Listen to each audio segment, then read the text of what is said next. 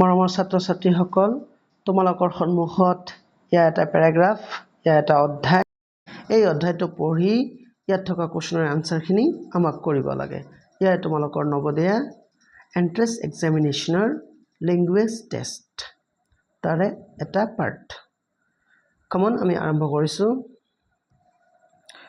আজি আমি এনেকুৱা পৰ্যায় এটা এতিয়াও গৈ পোৱাগৈ নাই যে আমাৰ মনৰ চিন্তা, ভাৱনা, কল্পনা আদি ইংৰাজীত কৰিব লগা হৈছে বা সপোনো ইংৰাজীতে দেখিবলগীয়া হৈছে। যদি ইয়ে সঁচা হয় তেন্তে আমি ইজনে সিজনৰ লগত ভাৱ বিনিময়ৰ সময়ত ইমান শুৱলা মাতৃভাষাটোৰ ব্যৱহাৰ কৰিবলৈ লাজ পাইছোঁ কিহৰ বাবে? এখনো অসমীয়া কাকত নপঢ়া ড ভৱেন্দ্ৰনাথ শইকীয়া কবিয়ে আছিল নে ঔপন্যাসিকে আছিল সেই সম্পৰ্কে ন্যূনতম ধাৰণা নোহোৱা হোমেন বৰগোহাঁই, সৌৰভ কুমাৰ চলিহা, মামণি ৰয়ছম গোস্বামী আদিৰ লিখনি নপঢ়াকৈ কেমূৰ লিখনিৰ ওপৰত আলোচনা আগবঢ়াটো ভণ্ডামিৰ বাদে আন একো নহয়। প্ৰথমতে নিজক নজনাকৈ বিশ্বক জানিবলৈ প্ৰচেষ্টা কৰাটো অসাৰ। তাৰপিছত কি আছিলে? নিজৰ ভাষাত কথা পাতিবলৈ লাজ কৰা সকলৰ আত্মগৌৰৱ বুলি কোনো বস্তুৱেই নাই। নীচাত্মিকা বা হীনমন্য মনোভাৱৰ বশৱৰ্তী হৈ কেতিয়াবা পিতৃ-মাতৃৰ পৰিচয় গোপন কৰিলেও আচৰিত হ'বলগীয়া একো নাই। ভৰিৰ তলৰ মাটিৰ পৰা বিচ্ছিন্ন হৈ বিশ্বজয়ৰ সপোন দেখাটো অলীক কল্পনাহে মাথো। হাড়ে হিমজুৱে আমি অসমীয়া, আমাৰ ভাষা সংস্কৃতি অসমীয়া, তেনেহ'লে তাক আমি স্বীকাৰ কৰাত লাজ কোনখিনিত? খুব ধুনীয়া এটা টপিক দে। ইয়া আমাৰ বাৰ্নিং ইছ্যু আমাৰ অসমৰ। আমাৰ যিখিনি কথা ইয়াত লিখা হৈছে একেবাৰে একদম সঁচা।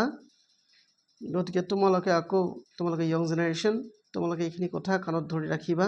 পিছে আমি আৰম্ভ কৰিছোঁ কুৱেশ্যন আনচাৰ। কি কৈছে কুৱেশ্যনত? পাঠটোৰ উপযুক্ত নাম কি হ'ব পাৰে?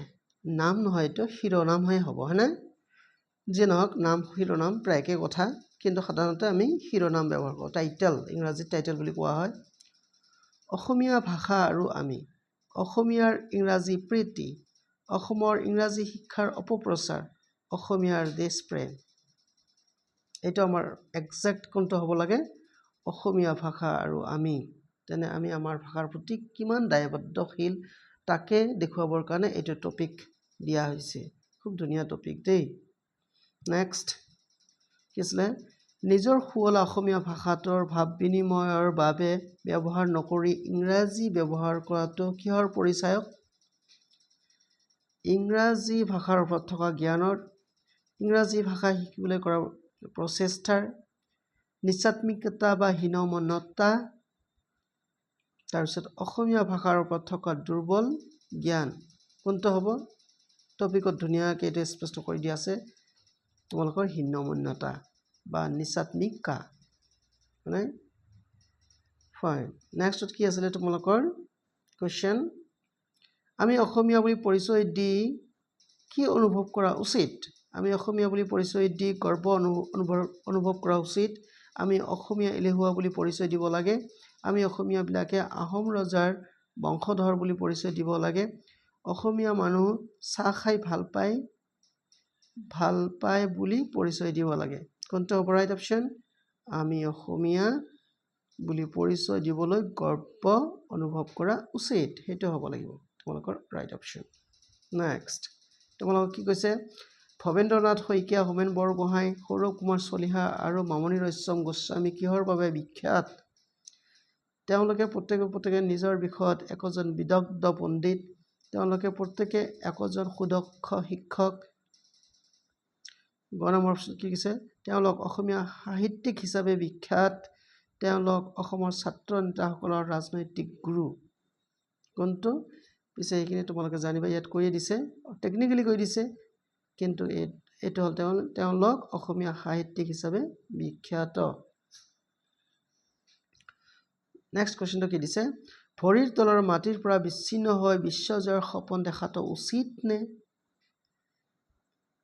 ইয়াত কি কৈছে বিশ্বজয়ৰ সপোন দেখাটো উচিত সপোন দেখাটো শাৰীৰিক স্বাস্থ্যৰ বাবে উচিত ভৰিৰ তলৰ মাটিৰ পৰা বিচ্ছিন্ন হৈ বিশ্বজয়ৰ সপোন দেখাটো অলিক কল্পনাহে তাৰ পিছত বিশ্বজয়ৰ সপোন দেখাটো শাৰীৰিক স্বাস্থ্যৰ বাবে অনুচিত কোনটো এইটো তোমালোকৰ ভৰিৰ তলৰ মাটিৰ পৰা বিচ্ছিন্ন হৈ বিশ্বজয়ৰ সপোন দেখাটো অলিক কল্পনা তাৰমানে তোমালোকক ইয়াৰ দ্বাৰা এইটো বুজাব বিচাৰিছে যে আমি আমাৰ নিজস্বত্ব পাহৰি আনক আকোৱালি লৈ কেতিয়াও ডাঙৰ হ'ব নোৱাৰো পিছে খুব ধুনীয়া টপিক আশা কৰোঁ তোমালোকৰ টপিকটোত হৃদয়ঙ্গম কৰিবলৈ তোমালোকে চেষ্টা কৰিবা লগতে যিখিনি তোমালোকক হেল্প কৰি দিয়া হ'ল মানে কোৱেশ্চন আনসাৰ বিলাক কৰি দিয়া হ'ল তোমালোকে ফলো আপ কৰিবা আশা কৰোঁ তোমালোকে ভিডিঅ'টো ভাল পাবা লাইক কমেন্ট শ্বেয়াৰ কৰিবলৈ নাপাহৰিবা প্লিজ মোৰ চেনেলটো সাবস্ক্ৰাইব কৰিবা থ্যাংক ইউ